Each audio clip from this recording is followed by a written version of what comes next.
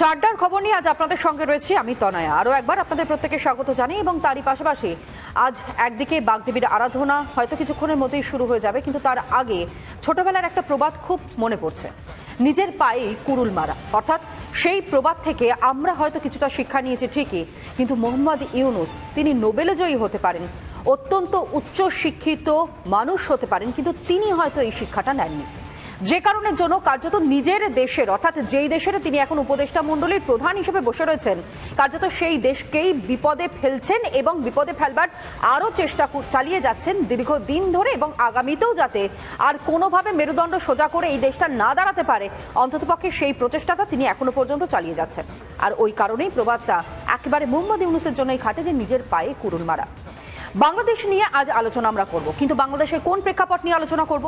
দেখুন, যে কক্সবাজারের কথা আমরা ইতিমধ্যেই জানি এবং পাশাপাশি এই টেকনাফ দ্বীপ বলুন, এই টেকনাফ নদ বলুন, এমনকি একই সঙ্গে সেন্ট মার্টিনস দ্বীপ, যে দ্বীপ নিয়ে বহুবার বহু চর্চা হয়েছে, এমনকি আমরাও চর্চা করেছি, কিন্তু সর্বোপরি যে খবর এই মুহূর্তে আমরা পাচ্ছি যে এই সেন্ট মার্টিনস দ্বীপ অন্ততপক্ষে পর্যটকদের জন্য বন্ধ করে দেওয়া হলো। যেমনটা এরই সঙ্গে তথ্য আপনাদের দিই যে এতদিন যেমনটা আমরা জানতাম যে এই দ্বীপটায় যেখানে অসংখ্য পর্যটকরা যেতেন, শুধুমাত্র ব্যবসা বাণিজ্য হতো পর্যটকদের ওপর ভিত্তি করেই, শুধুমাত্র পর্যটকরা সেখানে যেতেন বলেই ব্যবসা বাণিজ্য হতো, সেখানে যদি পর্যটকদের যাওয়াটাই সম্পূর্ণভাবে বন্ধ করে দেওয়া হয় তাহলে সেখানে যারা ব্যবসায়ীরা রয়েছেন, যারা ব্যবসা পেতে বসেছেন, তারা তাহলে খাবেনটা কি? সর্বোপরি যেমনটা হয়তো বিতর্ক করতে গিয়ে বাংলাদেশের যারা আমাদের বন্ধুরা রয়েছেন তারা হয়তো আলোচনা করতে গিয়ে বা সমালোচনা বেশিরভাগটাই তারা করে থাকেন, তারা হয়তো সমালোচনা করছেন এবং করতে গিয়ে তারা বলছেন যে এটা তো খুব স্বাভাবিক বিষয়, মার্চ মাসের শেষ থেকে শুরু করে অক্টোবর মাস পর্যন্ত এই দ্বীপটাকে বন্ধ রাখা হয় পর্যটকদের জন্য। কিন্তু আমাদের কাছে প্রশ্ন যে সেই সময়কালটা আরো অনেকটা বেশি বাড়িয়ে দেওয়া হলো কেন? কি উদ্দেশ্য থাকতে পারে?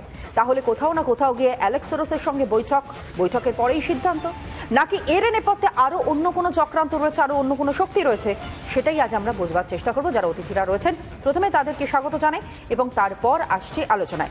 আমাদের সঙ্গে যারা রয়েছেন মূলত রাজাগোপাল ধর চক্রবর্তী রয়েছেন, আন্তর্জাতিক সম্পর্ক বিশেষজ্ঞ। রাজাগোপাল বাবু, আপনাকে স্বাগত জানাই আজকের আলোচনায়। আমাদের সঙ্গে রয়েছেন রত্না ভট্টাচার্য, বিশিষ্ট লেখিকা, আপনাকেও স্বাগত জানাই রত্নাদি। আমি প্রথমেই রাজাগোপাল বাবু আপনার কাছ থেকে একটু বোঝবার চেষ্টা করি এই ক্যালকুলেশনটা, অর্থাৎ 9 মাসের জন্য বন্ধ থাকতো যদি খুব স্বাভাবিকভাবে আমরা দেখি যে এই সেন্ট মার্টিনস দ্বীপ হয়তো নানান ধরনের প্রতিকূলতা রয়েছে সেই কারণে, কিন্তু সেই সময় সারণীটা আরো বাড়িয়ে দেওয়া হলো কেন? এরই মধ্যে আমাদের কিন্তু ভুলে গেলে চলবে না যে এই ডিপ স্টেটের সঙ্গে যারা যুক্ত রয়েছে, সেই জর্জ সোরস বলুন অথবা তার পুত্র বলুন অ্যালেক্স সোরস, তার সঙ্গে কিন্তু সম্প্রতি বৈঠকও সেরেছেন এই মোহাম্মদ ইউনূস। তাহলে কারণটা?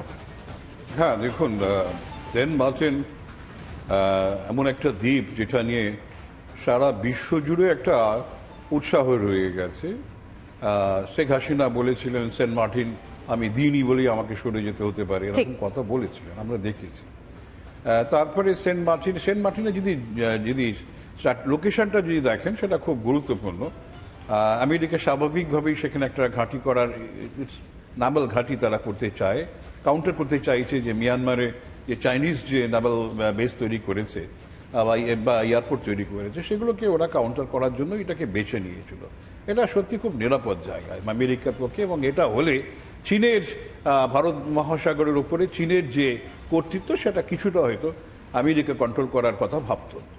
কিন্তু সেটা আমরা দেখলাম যে একটা সময় ডিপ স্টেট যখন, যেটা বলছেন বাইডেন সরকার ছিল, তার সঙ্গে জর্জ সোরস, তারা চাইছিলেন যে সেই এলাকাটার একটা কর্তৃত্ব রাখতে। এখন ট্রাম্প কি চাইছেন আমরা জানি না। সেন্ট মার্টিন নিয়ে ট্রাম্পের কোনো বক্তব্য আমরা শুনিনি, তো বাংলাদেশ সম্বন্ধে কোনো উৎসাহ আছে বলে এখনো মনে হচ্ছে না। কিন্তু সেন্ট মার্টিনে কিছুদিন আগে আগুন লেগে গেল পর্যটকদের জায়গাতে, বহু হোটেলে আগুন লেগে গেল না লাগানো? হ্যাঁ, লাগানো হতে পারে, কি হয়েছে তো কোনো খবর তো সেভাবে। দেখুন, ব্যাপারটা হচ্ছে যে এবার বন্ধ করা পিক মরশুম, এখন সব টুরিস্টরা যায়, একদম মানে বাংলাদেশের টুরিস্ট বেশি যায়, অন্য দেশ থেকেও লোকেরা আসে, বিরাট টুরিস্ট যাচ্ছে।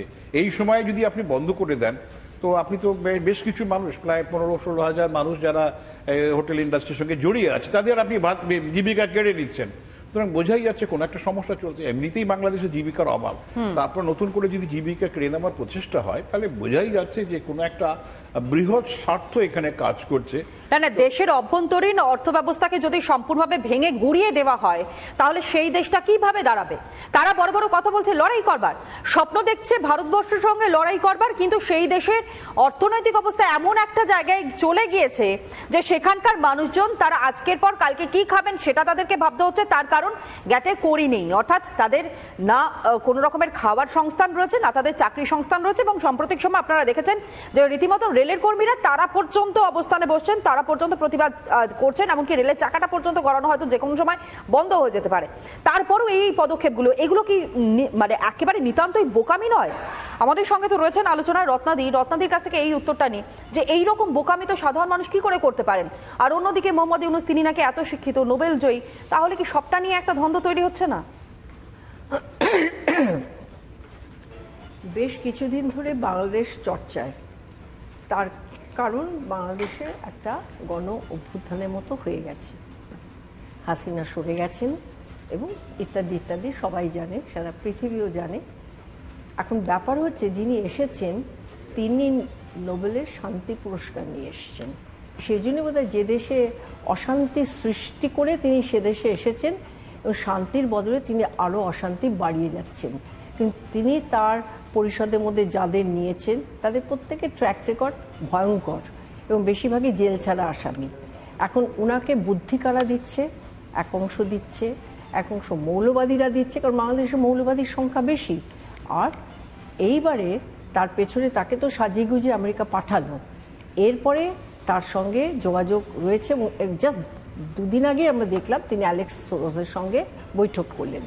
তারপরে জানতে পারলাম যে তিনি ভারতবর্ষের বিরুদ্ধে চলে গেছেন, তিনি নাকি এর বিরুদ্ধে চলে গেছেন, কি বলে আমেরিকার বিরুদ্ধেও চলে যাচ্ছেন, তিনি নাকি পাকিস্তানের কাছে সাহায্য চেয়েছেন এবং রাশিয়াও বিরক্ত তার উপরে, ইসরায়েলের। রত্নাদি, তা বলে মাথায় এইটুখানি বুদ্ধি থাকবে না যে আগুনে হাত দিলে পরে হাতটা পুড়বে? না, ইউনুসের পকেট তো ভরে আছে এবং ভরে রয়েছে, যে কোনো দিন হয়তো কোনো ইউরোপিয়ান কান্ট্রিতে পালিয়ে যাবে ভাবছে, যদি না ওকে কেউ অন্যরকম ভাবে অ্যাসল্ট করে। এখন আমি সেসবে যাচ্ছি না। আমার বক্তব্য হচ্ছে যে এই যে নিজের, আমরা একটা পড়তাম না ছোট, সবাই জানে নাক কেটে পরের যাত্রাভঙ্গ, ঠিক বাংলাদেশ ঠিক তাই করছে।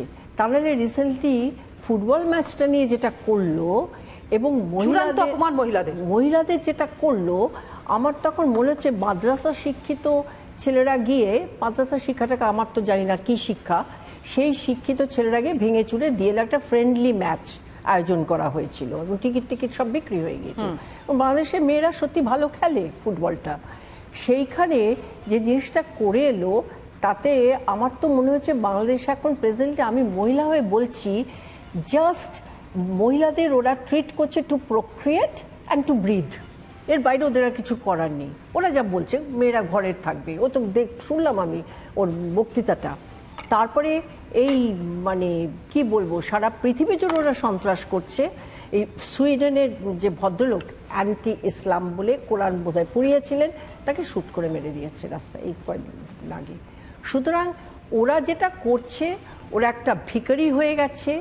বাইরে তো আমি শুনি লোকের ওদের বলে বাংলাদেশ, বাংলাদেশের বদলে, এবং ডিম বলো, চাল বলো, মেডিসিন বলো, সব যাচ্ছে ভারত থেকে। ভারত যে সর্বদা হাত তুলে মানে সবার জন্য আমি আছি বসুধৈব কুটুম্বকম করে যাচ্ছে, আমার মনে হয় তার ভাবছে প্রতিবেশী দেশ না খেয়ে থাকবে, আফটার আমাদেরই তো মানে ভাইয়ের মতন।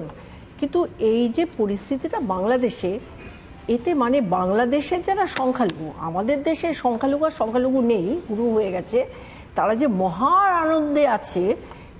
বাংলাদেশে যারা সংখ্যালঘু মানে আমাদের মতো যারা, এবং আরও বৌদ্ধ খ্রিস্টান, তাদের অবস্থা ভয়াবহ, ভয়াবহ বললেও কম বলা হবে।